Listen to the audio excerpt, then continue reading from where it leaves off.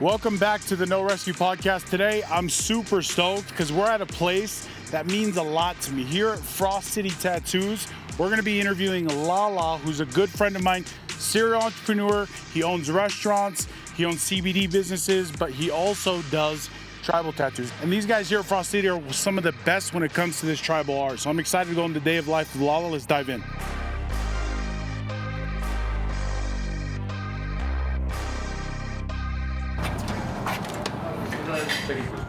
Okay, talk us through your shop. Talk us through what you got going right now. Well, first part of the day, I guess we're gonna tattoo you, right? Yes, sir. But yeah, setup.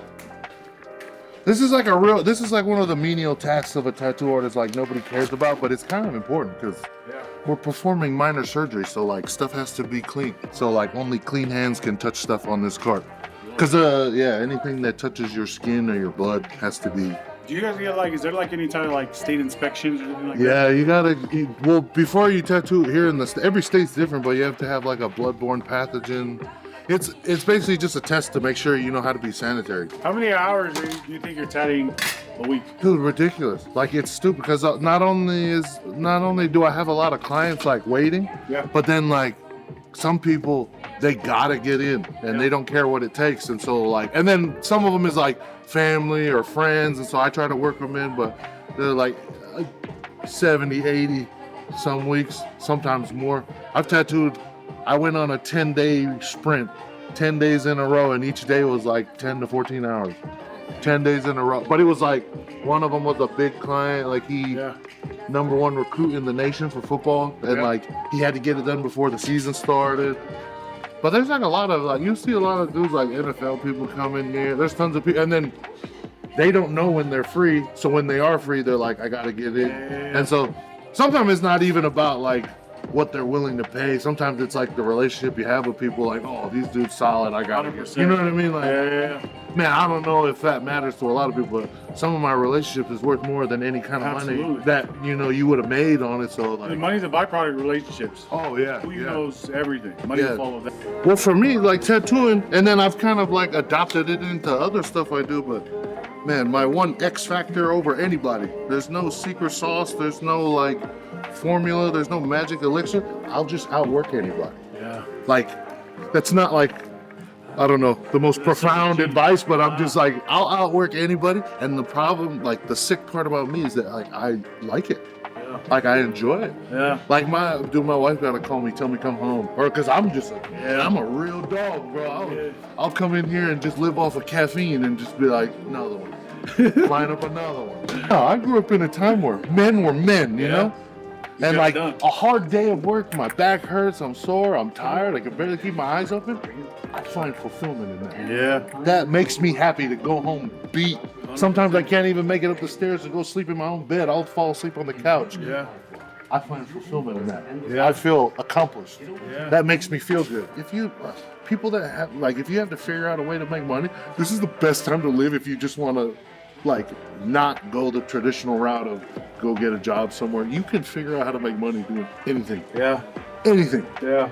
You can just be some kid. Opportunity. Oh man. And it's it's everywhere. People don't understand. Yeah. And then me, I know how to do certain things, but anything that I hear that there's value in it, I'm just I'm gonna get my hat in that. Yeah. I don't know. I think I've been successful with other, my entrepreneurial things that I've done, because I'm smart enough, but the big kicker is I'm just dumb enough to oh yeah, let's try it. You know what I mean? Yeah. I was everybody's oh, aren't you scared about losing money? I'm you can make more money. You're gonna add 10 years to your life? You're gonna add another hour to your day for all the time you wasted at another thing? I was you can always make more money. He's you can't make more time. 100%. And I'm young. I was if I lost everything, I was I could go back to the most backbreaking labor because I'm young. I could do it.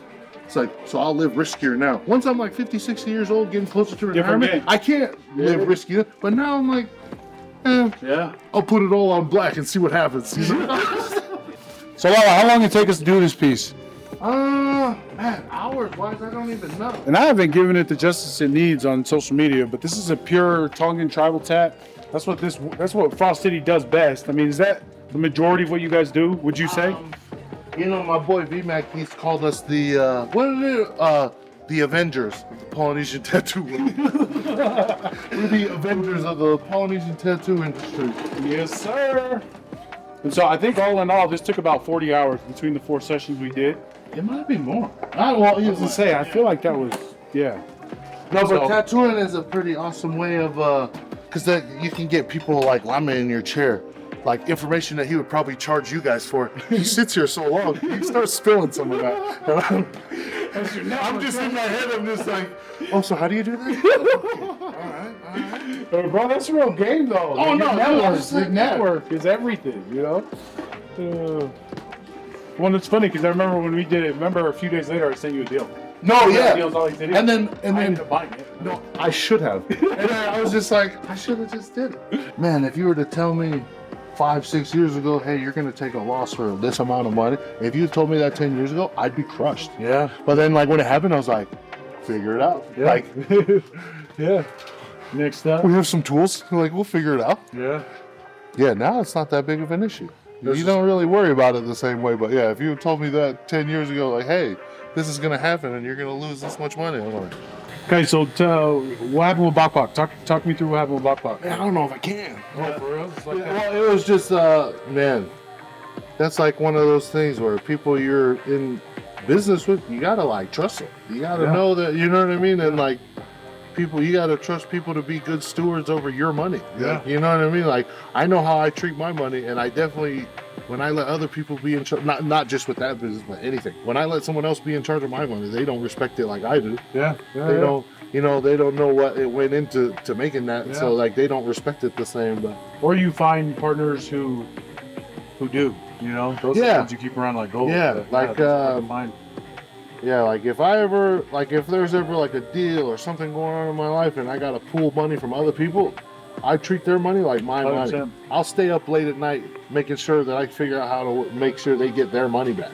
Honestly, for me personally, it's a burden because of how much, like to your point, like when I raise money, it's like I treat it more honestly better than my own. Like, Oh yeah, yeah. because it's like it's relationships, you know what I mean? And so, but not everybody thinks that way. Yeah, like even with Trappuccino, because we're in dispensaries and stuff, and we had to come up with and they needed it in cash, like literally like cash.